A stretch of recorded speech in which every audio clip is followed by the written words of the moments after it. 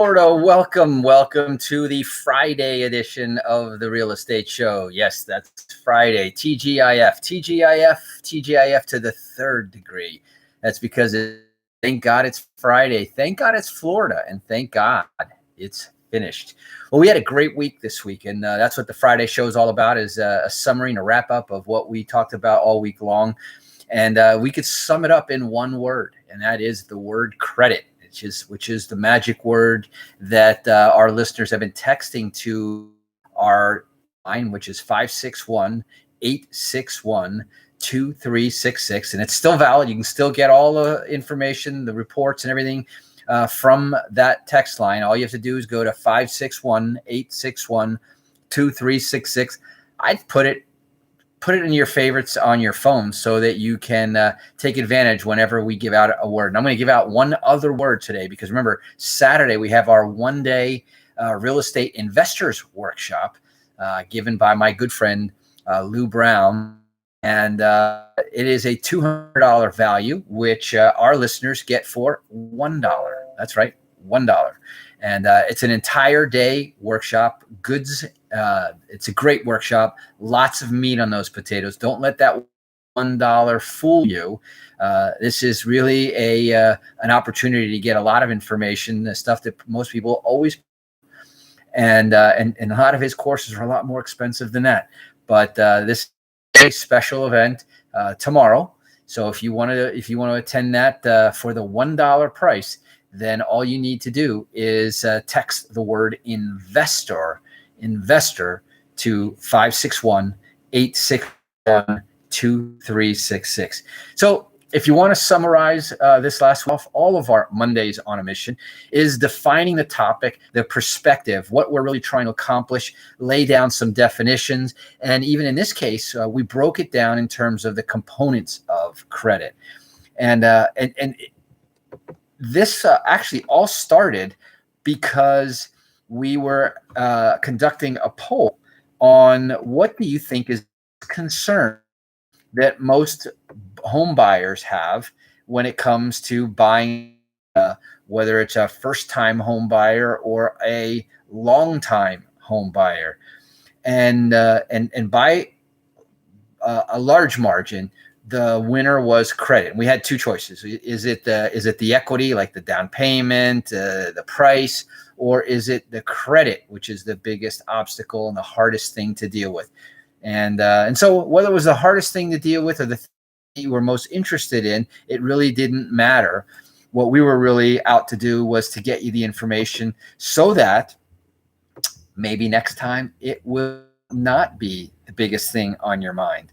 So we talked about, what are credit scores? How are they made up? How are they calculated? What do they mean? And, credit scores, which range in terms of numbers from 300 to 850, but the ranges are what are important. And those ranges go from exceptional on the good side to poor on the bad side. And of course, poor credit doesn't exactly get you a lot of credit invitations or benefit you in any way. So calculated with a formula based on the 5 variables, and that's what we talked about on Monday, is breaking down those 5 variables. Payment history, number one, about 35%, more than a third of your entire credit score is based strictly on the payment history. How much payment history do you have, and how good is your payment history? Is everything always paid on time? That's a good thing. Is there spotty, sporadic, or inconsistent payment history? Not such a good thing. Then the next big factor is the amounts owed. Big amounts, small amounts, no amounts, or exceptionally high amounts, which is then measured against how much you can have. And what banks don't like to see, and what financing people don't like to see, is what they call utilization being very high. In other words, if you have a $10,000 credit card and your balance is $999 or even $10,000, you're max utilized. That means you have no breathing room, no margin for error. If you any access to additional credit, something happens, then you are out of luck at that time. But they don't like high utilization. In fact, the ideal number is around 30%. They like it around 30%. 30 to 40% is good. That means that you're using it, you manage it, it's under control, you got margin for more, and so, but it's not too much. So that's the amount. So the length of credit history, the amount, the credit mix. Where's it all coming from? Are they high level credit lines like mortgages and second mortgages, HELOCs, kind of things, car loans, or are they these little department store credit cards, Fingerhut, and all these other, kind of offshoot, marginal, small boutique, but not very significant, and they don't score you as high. Now, just as important when it comes to payment history, but they're not really considered significant or really serious credit. So that's that credit mix is important. And then how much new credit have, how much have you applied for, et cetera, et cetera. So your credit score may affect the interest rate you pay, if you already have one, how much interest you're going to pay in order to get one, and even make the difference between getting approved in the first place, yes or no, and it can have far-reaching effects. Homeowners insurance, auto insurance, other insurance, as well as affect, even prevent employment, depending on the field that you're in, especially where you have high trust fields. When they see somebody that doesn't have a strong, stable financial background, then they're worried that because of, let's say, financial insecurities, that you could be tempted to do something that's not in the best interest of that client because you're more interested in trying to solve your own financial problems. So they basically look, somebody who manages their money well is conscientious, organized, and basically, lives up to their word. And there are a lot of other areas, like I said, employment, insurances, loans, credit, and more. So this is why it's so important. And we kind of broke that all down on Monday, and really wanted to give you some key takeaways, like credit scores are computed using a formula, a secret formula. Nobody really knows the formula to that considers the factors that I just went over, overall debt levels, payment history, number of credit accounts, and so forth. Scores can determine the interest paid on the loans and can be a deciding factor on whether your request is even acceptable. A score between 740 and 850 suggests the individual has been consistently responsible, while scores 700 to 750 are considered above average. And as I mentioned earlier in the week, in fact, we got to that on, I think it was Wednesday, when we were talking about some key statistics in our midweek report about credit scores.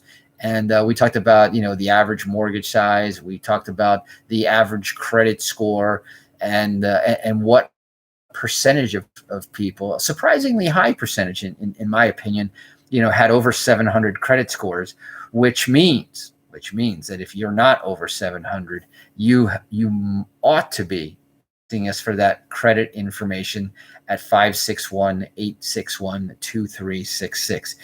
Now, individuals with low credit scores, and I'm talking about low meaning 600 and below, should take steps to improve them. And they can do that, the regular way, which takes a little bit longer, buying payments on time, by cutting down debt levels, like we just explained, and maintaining a zero balance on any unused credit accounts. Although if they stay dormant for a long time, then they become, almost like non-existent. But don't cancel them. Don't cancel cards. We'll talk a little bit more about that in a minute.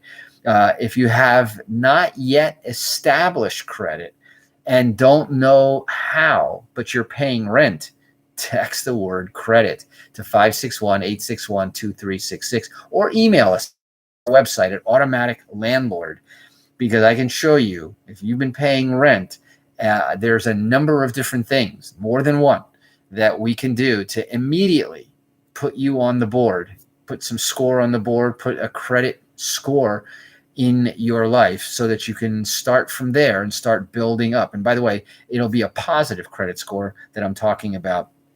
So there's a number of different things that we can do in the beginning to get you on, on the field, on the scoreboard there.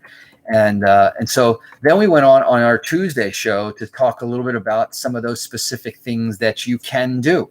How do you get to an exceptional credit score, 800 to 850? These are considered the best of the best. And I'm going to tell you that those people at 800 credit scores get better results. They have better offers for taking credit cards, like a $1 cash bonus if you use it 3 months in a row. All sorts of things. Why? Because they want you to use those. They want you as a borrower because they know at an 800 plus credit score, they're going to get their money back along with the interest. So they do all sorts of things. They give you extra points when you use your credit card. They give you cash back when you use those credit cards.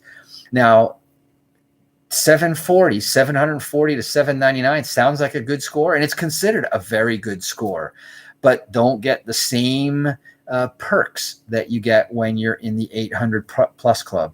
Most of their payments, including loans, credit cards, utilities, rental payments, are made on time. People in the 740, they're considered, believe it or not, and the word is generally financially responsible when it comes to money and credit management. Going down the scale a little bit, the next, what's called a good score, 670 to 739. And you would think that 700 credit scores automatically puts you very good or excellent. No, 670 to 739 is good. And that means that the borrower is near or slightly above average as far as the U.S. consumers are concerned. The national FICO, average FICO score was 711 as of October 2020. So while they may still earn competitive interest rates, they are unlikely to command the ideal rates. And that's an interesting little wrinkle in there. There are great competitive rates, and then there are the ideal. In other words, the best rates for our best customers in the two higher categories and the one that we're talking about right now. So it's vital to shop around because these credit card companies are going to try to see how high of a interest rate they might be able to get away with because you're not in the top two tiers. A fair credit score, 580, considered fair, if fair means something good to you, all the way up to 669. Borrowers with credit scores ranging in that range are thought to be fair. They may have some dings on their credit history, but there are no major delinquencies there. And they're still likely to be extended credit by lenders, most of them. 580 is sort of like the cutoff line on some of the FHA loans and so forth. But they like it 620 and above. They're still likely to extend, not as competitive of the rates. So they start charging. And here's what we got to our Thursday show where I showed you the actual dollars and cents of what low credit scores cost you. So, what, as Ben Franklin once said, a penny saved is a penny earned. And so interest saved is interest earned. And remember my other little saying that I like, which is those who understand interest earn it. Those who don't pay it. And I want you to be on my team and earn interest, earn rent, earn equity in real estate. And that's what this show is really all about. Anyway, we're going to go ahead and take a quick break here. A few words from our sponsors. When we come back, we'll continue and finish up this week's topic here, talking about credit. Next week, we're going to switch into the topic of investors, which is why this Saturday, we've got this all-day event. If you're interested in attending that event, text the word investor to 561-861-2366. That's 561-861-2366. And you'll get the link, the invitation, $199 discount off of the course's $200 price tag. So we're going to go take that break. Don't touch that dial. We'll be right back. Hey, Susanna.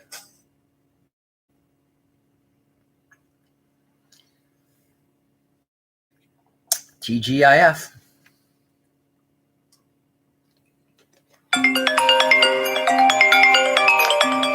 Calling me during the radio show, huh? I'll have to get back to that one. I am not hearing any sound, so I don't know when to come back.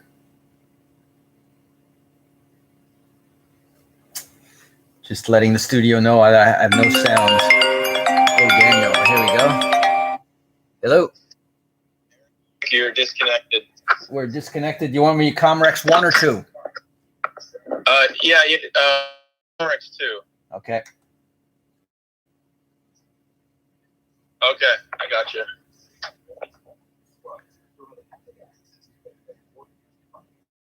All right, thank you. You got it. Hey, Susanna. It's a little bit more technical, but you can add your utility payments, and you can also add your rent payments. You can also add private loan payments.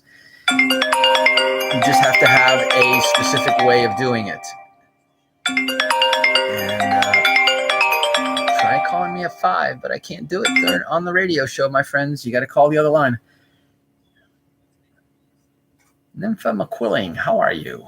Did I pronounce that right?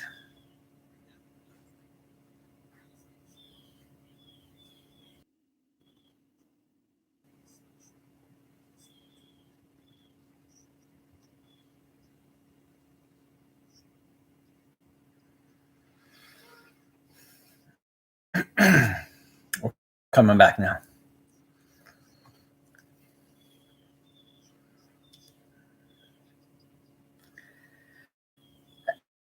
And welcome back to our TGIF to the third degree on a Friday. Thank God it's Friday. Thank God it's Florida. And thank God we're almost finished.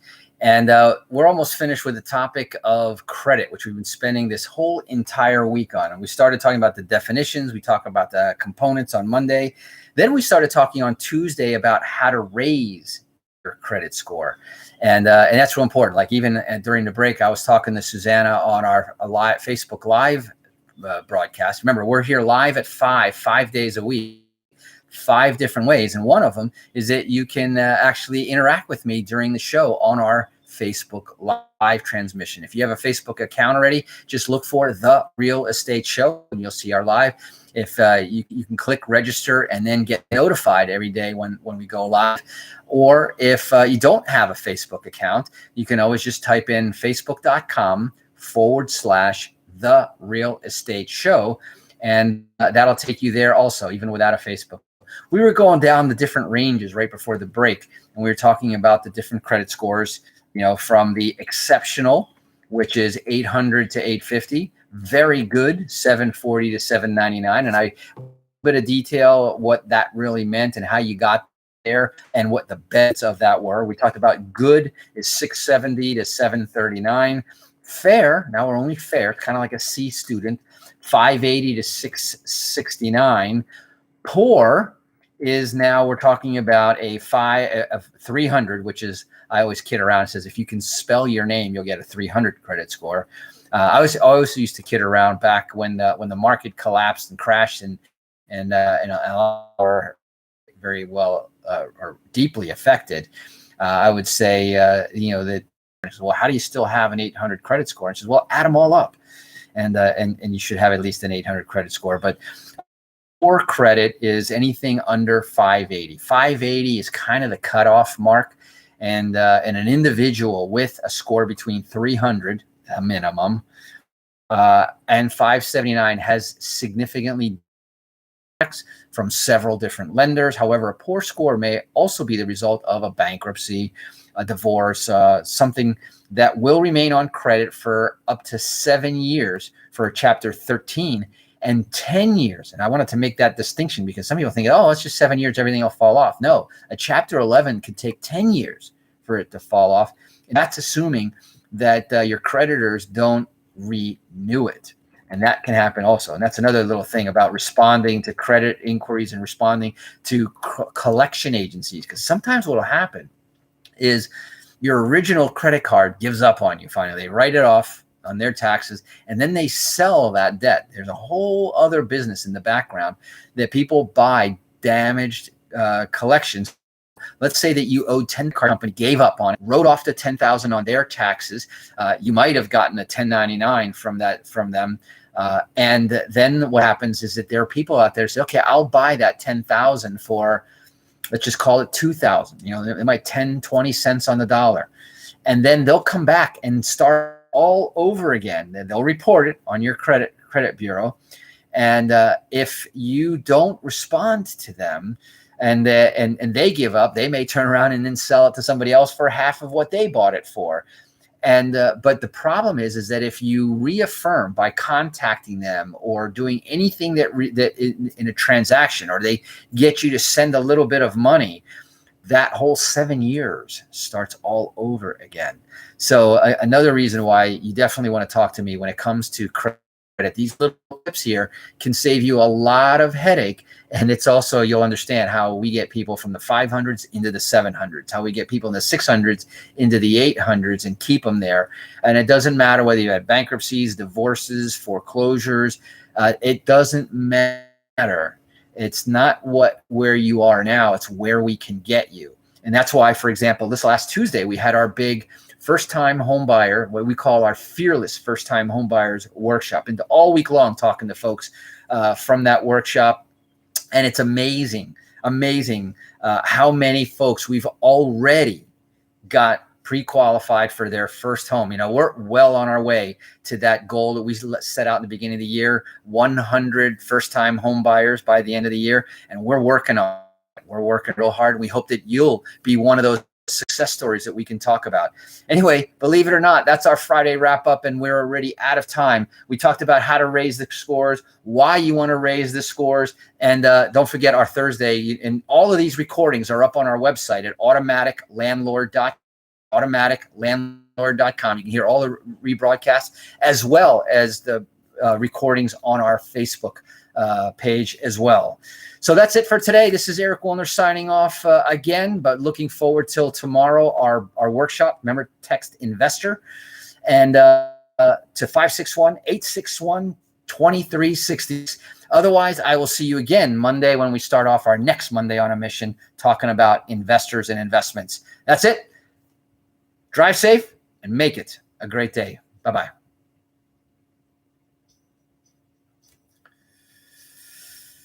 And that's a wrap for today. Mr. Reyes. There's an attorney extraordinaire. Susan from New York.